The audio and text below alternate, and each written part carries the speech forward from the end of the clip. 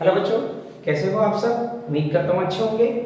और आज मैं आपके सामने लेकर आया हूँ अर्थशास्त्र की क्लास नंबर 2, जिसमें हम अध्ययन करेंगे अर्थशास्त्र के प्रकार की।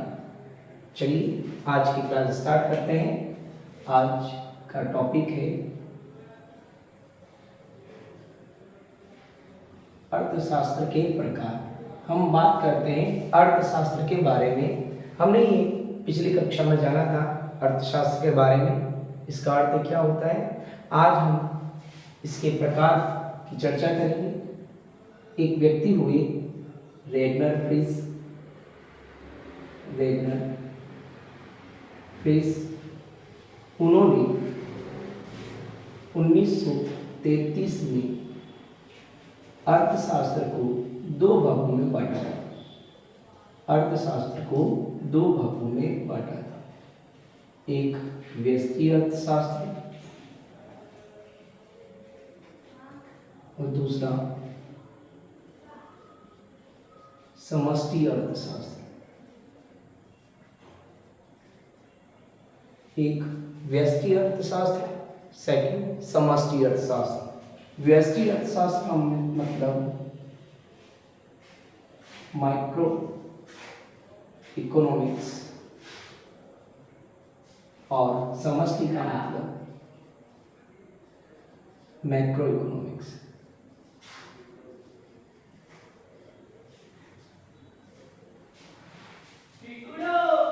यहां हम आगे अध्ययन करेंगे व्यष्टि अर्थशास्त्र किसे कहते हैं और समष्टि अर्थशास्त्र किसे कहते हैं। तो उनका अध्ययन करने से पहले हमें यह पता होना चाहिए कि समष्टि का मतलब क्या होता है और व्यष्टि का मतलब। तो हम बात करते हैं व्यष्टि की। यहाँ व्यष्टि एक हिंदी भाषी शब्द है जो अंग्रेजी के माइक्रो से बना है, और इस माइक्रो शब्द की उत्पत्ति यूनानी या ग्रीक भाषा के शब्द माइक्रो से हुई है, जिसका अर्थ सूक्ष्म या छोटा होता है। सूक्ष्म या छोटा होता है। अतः ज्ञान की वह शाखा जिसमें व्यक्तिगत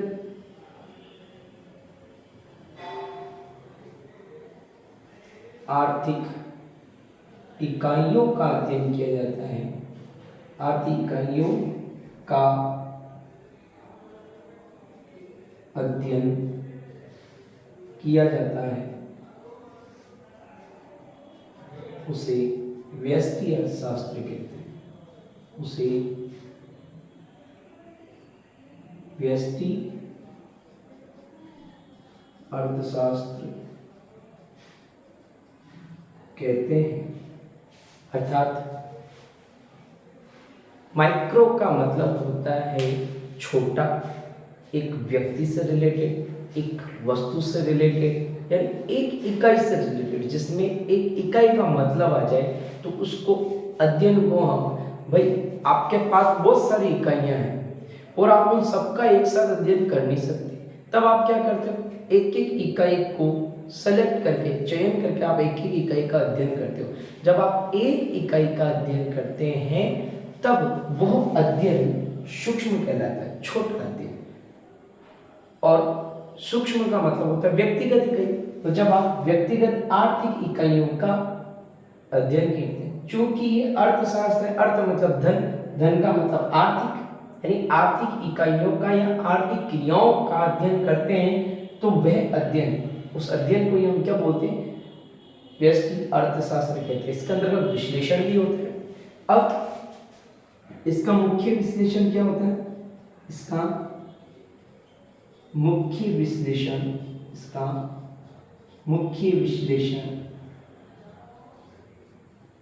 कीमत संयंत्र होता है। क्या होता है? कीमत संयंत्र मतलब price mechanism. Price mechanism, price mechanism, ये इसका मुख्य विश्लेषण होता है व्यष्टि अर्थशास्त्र की अगर बात की जाए। अब मैं बात करूं अगर समष्टि अर्थशास्त्र की, तो समष्टि अर्थशास्त्र में हमें सबसे पहले समष्टि का मतलब पता होना चाहिए। समष्टि अंग्रेजी के मैक्रो का हिंदी रूपांतरण है, और अंग्रेजी का ये जो मैक्रो शब्द है वो ग्रीक या यूनानी भाषा, इसकी उत्पत्ति ग्रीक या यूनानी भाषा के मैक्रोस से हुई है, जिसका शाब्दिक अर्थ होता है वृहद या विशाल, वृहद या विशाल या समग्र,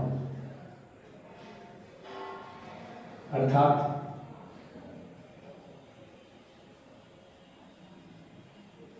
अर्थशास्त्र का वह रूप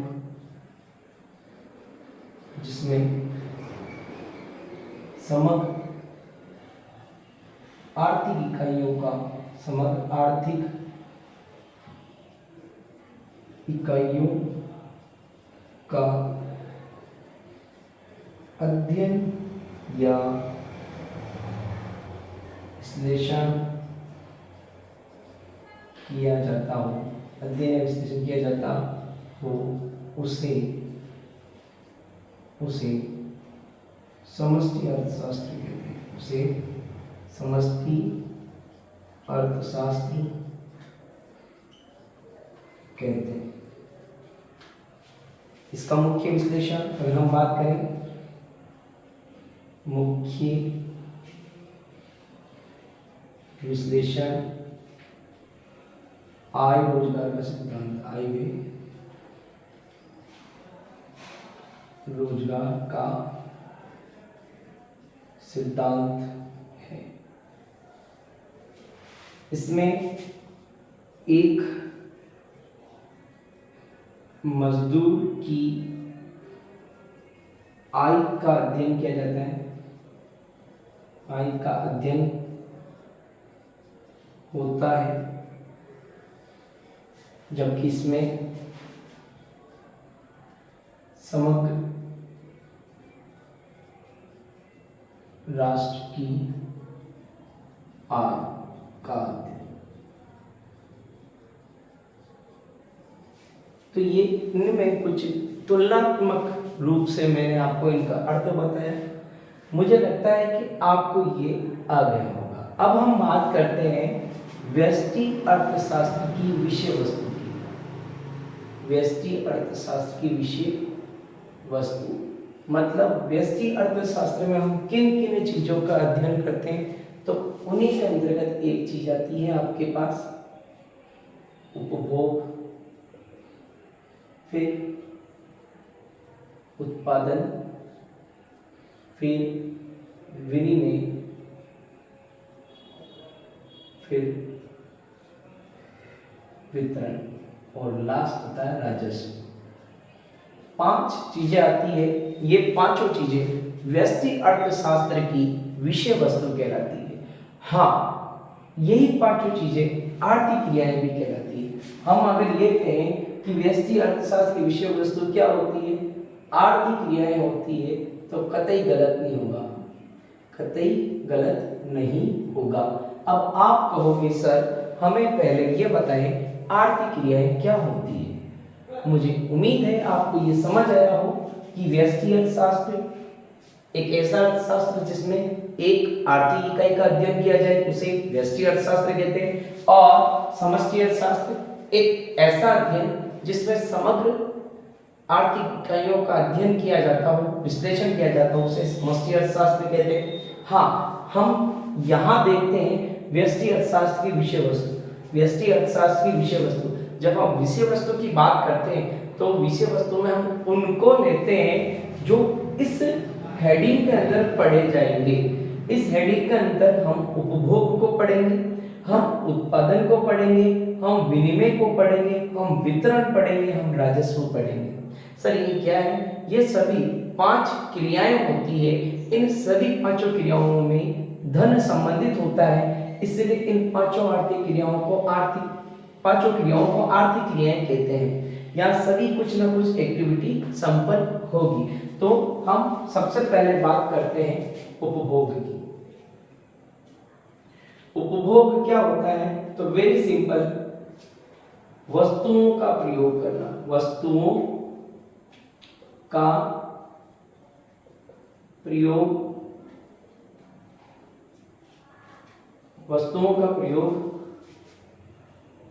अपनी आवश्यकताओं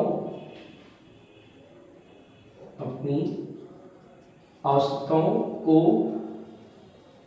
पूरा करने के लिए करना। यानी कि हम जब हमारी आवश्यकताओं को पूरा करने के लिए, हमारी आवश्यकताएं बहुत होती है और हम क्या करते हैं, उन आवश्यकताओं को पूरा करने के लिए किसी भी वस्तु का प्रयोग करते हैं, तो उस वस्तु का प्रयोग करना उपभोग कहलाता है। ये उपभोग होता है। हिंदी में इसको कंजप्शन कहते हैं। कंजप्शन मीन्स क्या हो गया? Consumption means use every goods for the fulfil of our wants, it's called consumption. Okay, अब हम अगर इसकी नेक्स्ट चीज देखें तो यहाँ आपके पास आता है उपभोक्ता, यानी कि कंज्यूमर। उपभोक्ता कौन होता है?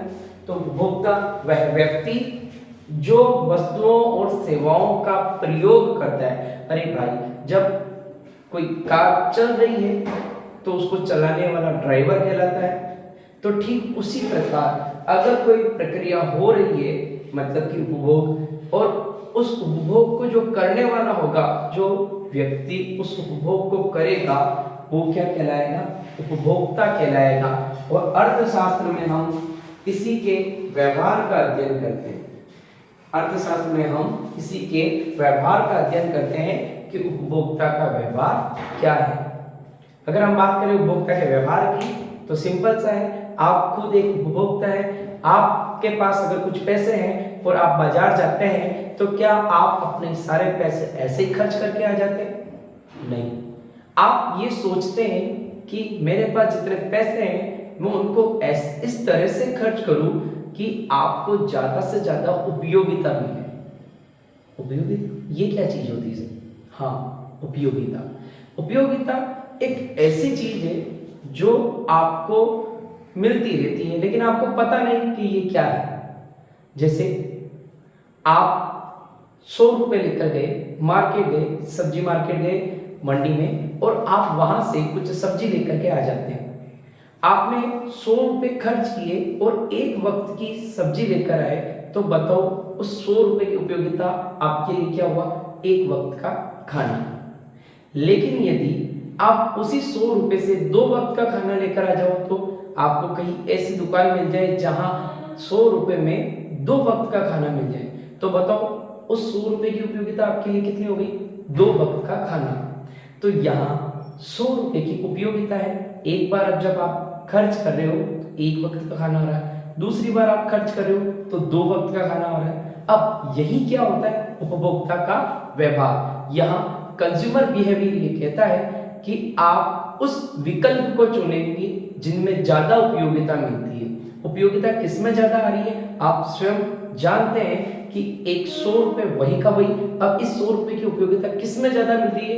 1 वक्त के खाने में या 2 वक्त के खाने में? आप बिल्कुल बिना सोचे बिना समझे आप सीधे 2 उपयोगिता वाले खाने को सेलेक्ट करते हैं, चयन करते हैं। यही तो उपभोक्ता का व्यवहार होता है।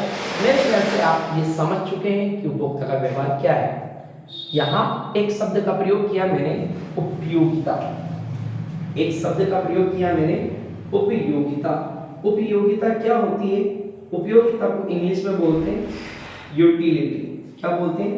यूटिलिटी। जी हाँ, यूटिलिटी यानी कि उपयोगिता के बारे में सबसे पहले जो विचार दिए थे वो हमारे आधुनिक अर्थशास्त्र की प्रणेता, आधुनिक अर्थशास्त्र के प्रणेता प्रोफेसर मार्शल ने दिए थे।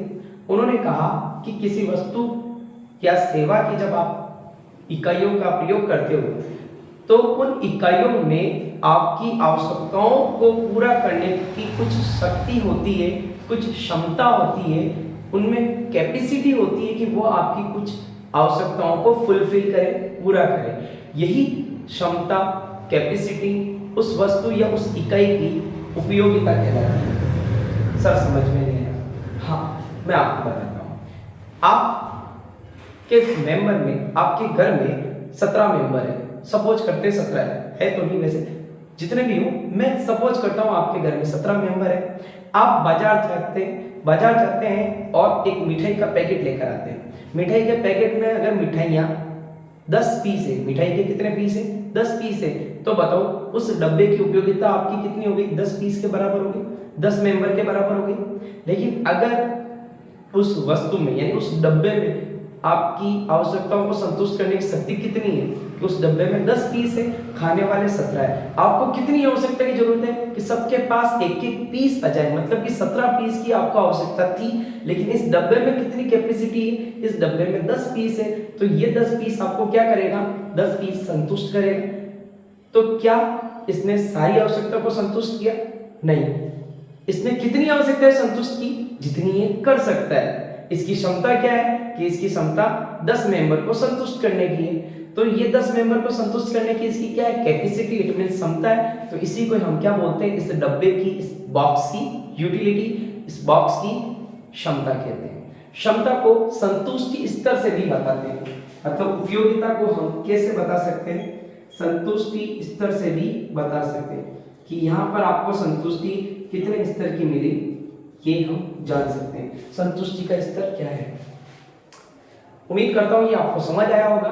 कि आगे हम चलते हैं और एक नेक्स्ट टॉपिक की ओर चलते हैं जिसमें हम जानेंगे उपयोगिता के दृष्टिकोण। तब तक के लिए आप चैनल पर बने रहिएगा। Thank you.